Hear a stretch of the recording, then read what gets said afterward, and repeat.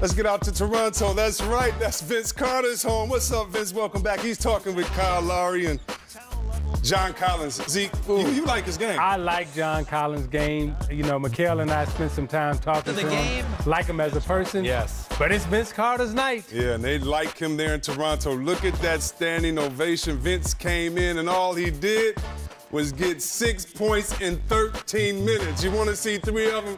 Take that, take that, take that. That's right. Vince knows this arena better than most. Vince did his thing. Congratulations, Vince. But now it's Kawhi's turn. He's going to take over defensively. He's going to get the steal. But how about this on the other end, Zeke? He's knocking down the jumper. And, I mean, he's just become even a better player, it seems like, this year. Yeah, and that's his spot, you know, going right off the little elbow. And we know he can drive the basketball and finish. You know, he is as complete a basketball player as we have in the league right now on both sides of the ball. Oh, man, that boy got some paws right there, those big hands. And look at him. He takes the break, starts it off, and Ibaka's going to be the recipient and finish strong with the dunk. How about that? Toronto takes the lead 102-101. But late in the game, young teams, they have to learn how to win, K-Mac, and this might not be the play. If Trae Young had to do it all over again, he'd probably want that play back. Yeah, you know, I thought there was a pass available to him there. He took a tough shot, but a little too much Kawhi Leonard. I love the fact that Kawhi's just playing at his own pace. He's just taking it slow and making it look really easy up there. And how about Van Vliet, 9 points. Really watch out for that bench there in Toronto, one of the best in the game. Now, out to Philly, Jimmy Butler, he's warming up. I guess that's Hoodie Jimmy right there warming up. And Butler, another great guy on both ends of the floor. He gets the steal. I want to see, is he going to dunk and throw it down? Okay, the nice soft dunk. He was hurt. We're not going to blame him for that. And Joel Embiid, he's going up and get it with the lob. And we're just showing Philly in transition. How about the layup again, the smooth left for Butler? Butler, he finished with 20 points tonight. Philly up 41-30. Now, we're not done yet. A little guard-to-guard action.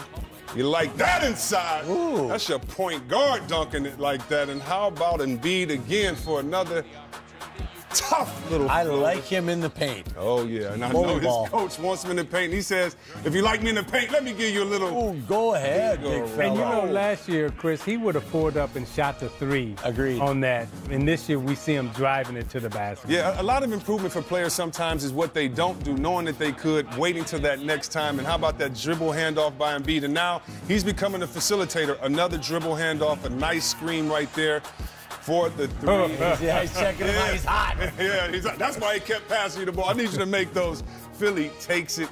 Oh, man, a blowout. 132-115. You wonder what the Wizards are going to do without John Wall. Are they going to just tank, or are they going to make some trades? They need a defensive transition drill. I know that much. They're not back in. 3-on-2 tomorrow in practice. Get it right, Coach. Yes, out sir. to Cleveland, where Indiana is getting ready. And you want to know what's going on? Sexton, he went to Alabama, and guess who he bet on last night? Oh, no, if you bet on Alabama, do some push-ups in the hall. No, you got to love it. Oh, way to do it, rookie. Way to pay your bet. How about this Bogdanovich? He gets the steal. Oh, duck it on Ozzy like that, Seti Osman like that, and how about Sabo? That's right, that's baby Sabonis. He works his way in for the hook, and Thaddeus Young. I think one of the unsung heroes on this team. Pacers led by as much as 26 out in the second half. Jordan Clarkson, he's driving in. He's going to try to keep his team in there. And Dellavedova, he's going to find Osman for the 3. And Zeke, if you are the Cavaliers right now, how do you encourage this team? Is it just go out, be a professional, and play hard every night? Definitely go out and be a professional. And not only do you have to play hard every night, but you start building good habits. This is how you build good habits. You know, but at the same time, you got to guard Oladipo. Oladipo. You know, I got something where anytime I say that in my house, somebody in my family has to scream, "Oh!" So they do not like it. Oladipo, yeah. So there you go, the blowout there. Indiana taking one away from Cleveland. When we come back, we're going to talk a little bit of Oubre and the Suns. They're out there going against my Kings. The Kings been balling. Can't wait to see who won this one on a players-only game time night. They're a little bit under my expectation, 19-21. I thought they'd be probably 5-6 games above 500 at this time. But they're going up against the #2 team, and maybe the biggest surprise for me one of the biggest surprises in the NBA, the OKC Thunder, especially on the defensive end. I think Coach Donovan has done a great job, but we can't ignore the news of Coach Thibodeau being fired in the regular season. Overall, he's 352 and 246, so he has an above-winning record overall in the NBA. But there in the Wolves, he was under that 500 mark. Let's start with you, Kev. When you understand what's going on with the Timberwolves, did you kind of see this move of the firing of Coach Thibodeau coming, or was it a surprise, or how did you? I think it all happened at training camp with the whole thing with Butler. That was the start of it. You know, Butler came out right after the season, which I didn't know he knew about, and said, I want to be gone. Like a week after, Butler doesn't fly back with the team after they lose in the playoffs, which is usually a sign of something bad's happening. Because, you know, everybody rides together that last, and you start talking about next year and getting better. He doesn't even come with them. Tells Tibbs he wants to go. And none of that gets out. I'm not even sure how many people inside the organization knew that. Doesn't show up for training camp. Comes in late in training camp, has a practice where he curses out everybody and kind of just, starts going off. And I think that was it right there. I just think at that time, I know if I'm on the team and a guy does that, if I don't say something, I'm surely hoping the coach says, hey, man, come on. This is practice. These are your teammates. We're stopping this thing, man. This is about us together. And I just thought that was it. Now, it took a little longer. It's boiling up, Chris, when you get dropped after you win a game by 22 points. And they won 2 games in a row. So this was going to happen one way or the other. But I think it happened again, like I said, last year with Butler at the end of the playoffs, going all the way up through training camp. Yeah, so much has been made, and watching TV this week and hearing undertones of journalism, it seems that players have been accused to not say what's on their mind about teammates, and it's in other sports, football mostly. But here, listening to you guys, you've been pretty critical, I think, of good friends, of guys that have been in the same position of you, because it's not personal when we're talking about sports.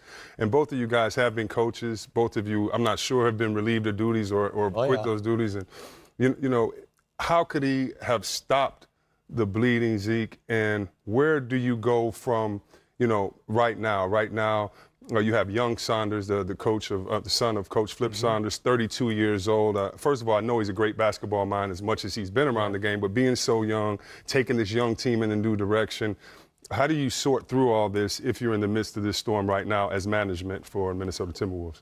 The first thing, management, like as Kevin said, they made a bet on Butler. Tibbs and Butler made a bet together and lost, right? So that relationship got fractured. Once that relationship was fractured, now there's an organizational fracture. And when you have an organizational fracture with management, players, coaches, now somebody's got to bring everybody back together.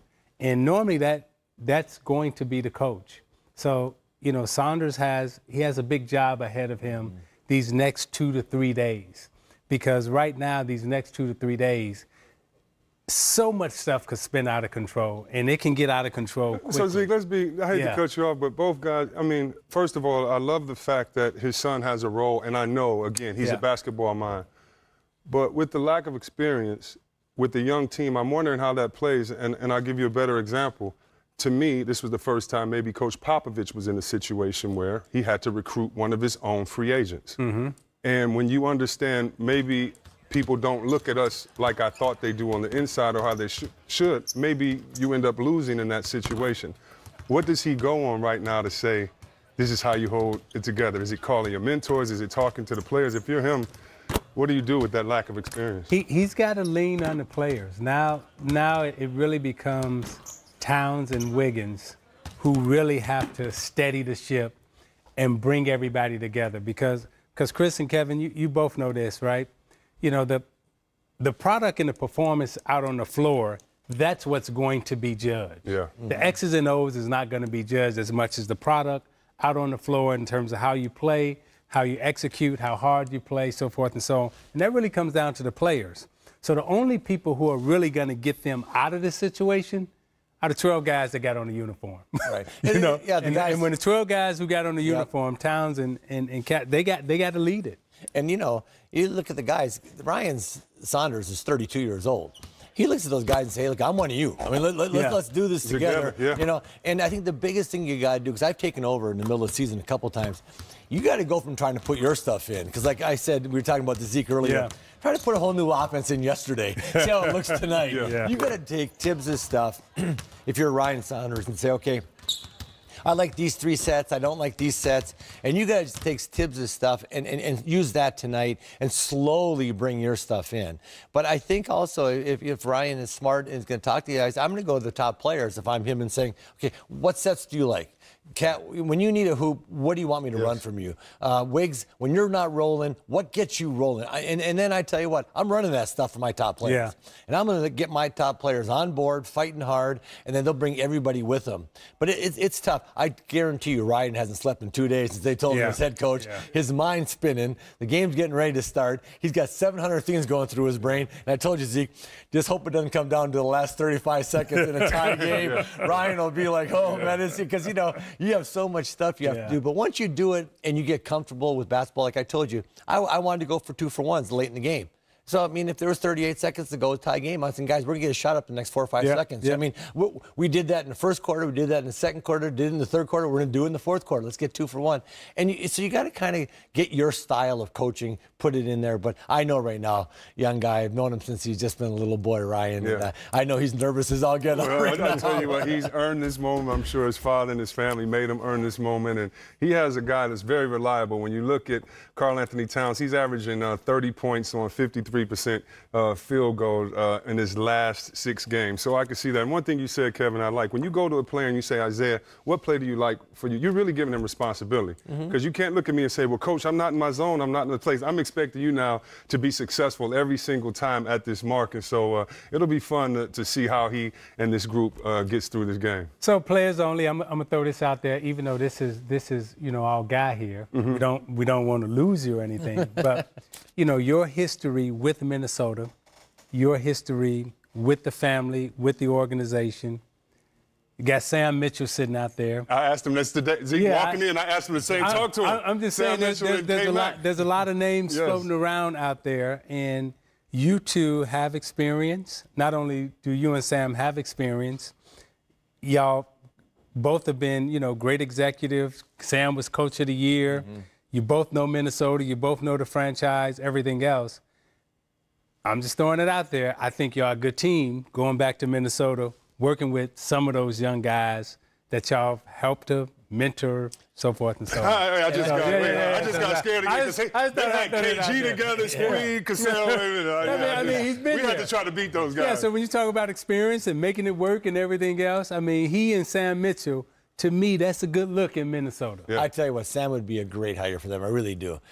I'm not sure. You're not running for office? No. He's like, I'm not ready to announce. Hey, Chris, you ain't even in this conversation. I think he should. This is just me and you talking about. Times could work with the big fella. He had black. You know he's tough. They say they're lacking toughness. Wiggins on that wing. But you know, in Phoenix now, his blood. You saw them come back from 3-1 that time against Houston. I mean, I'm sorry, against the Clippers. Oh, that was him. That was his team. And the point guard that played. Yeah, he drafted Garnett. Oh, okay. And also made the area conducive to raise up a young guy like that. Is he from Minnesota? Is Mikal from Minnesota? Yeah, he played. Did he play at Minnesota? Big Ten guy. Oh, yeah, he won championships with the Celtics? Did he? A couple. He said that 86 team was the greatest you'd ever seen. And he's got experience? Yeah. He knows from. Wait, we're not in the commercial right now. He likes the sunshine of Scottsdale. There you go. Oh, man. But, yeah, so we do have another team that's going to be playing OKC. We'll talk about them a little bit later. And I think most teams will be really surprised with the way that OKC is playing, especially on the defensive end. That's right. Your steal leaders for this year in the NBA start with Westbrook at number 1, number 2, PG-13. We'll talk about him on the other side. Players only, baby. And you know that. Coaches only. Mikal Sam Mitchell. Sound like a good fit to me. Just bring the sun.